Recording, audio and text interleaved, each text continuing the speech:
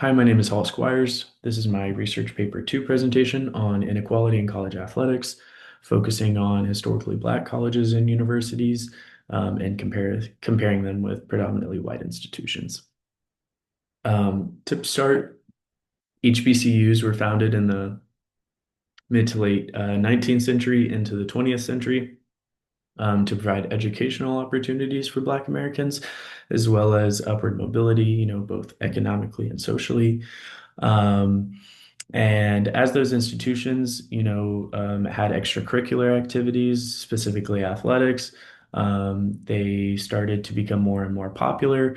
And institutions across the country felt the need to congregate and in the form of a collectivized athletic association. And so what we see in 1906 is the first Black athletic conference founded, as well as the NCAA. Of note, the Black Athletic Conference that was formed was formed in large part due to the fact that Black Americans at the predominantly white institutions that founded the NCAA were not allowed to participate, nor were HBCUs allowed to participate in any NC2A athletics. Now, before I dive into current issues, I want to acknowledge that there is a gap here that I plan to name in the paper. I don't plan to just jump from beginnings to current issues. It is important to acknowledge the civil rights movement, integration, and its role in or in its impact on the HBCUs as it was significant. But for the interest of staying within the time constraints of this video, I'm going to go ahead and move past that and go into current issues, which unsurprisingly to many are going to revolve around funding and financial issues. Um, it is not a secret that HBCUs have struggled to financially keep up with predominantly white institutions. But I think in this paper, I hope to take a little bit of a deeper dive into that and understanding why that is. And it really starts with understanding how far behind HBCUs are working in comparison to predominantly white institutions.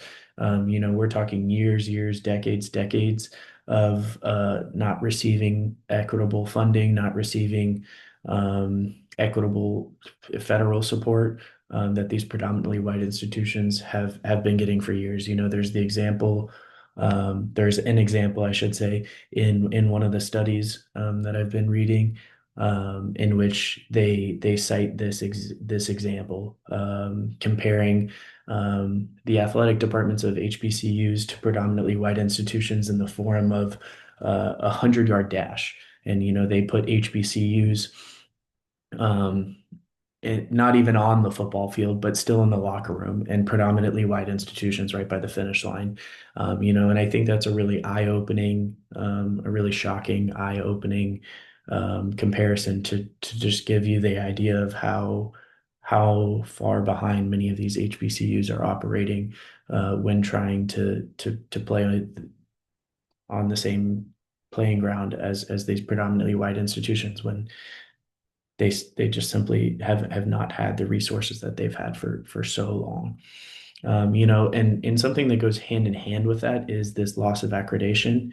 Loss of accreditation has some real severe consequences in that it is a elimination of financial federal aid to the institutions, and HBCUs are disproportionately affected by loss of accreditation. And a loss of federal financial aid is going to have some extreme and rather obvious impacts, all very negative on HBCUs. A loss of federal financial aid to those HBCUs is going to obviously lead to lower enrollment because of students unable to get the aid that they need to attend these schools. And lower student enrollment is going to have severe impacts on HBCU budgets that are already facing very real constraints. And on top of that, then if the school as a whole is facing, even stricter financial constraints, then the athletic departments are going to suffer as well. Um, and just wrapping up quickly here with solutions.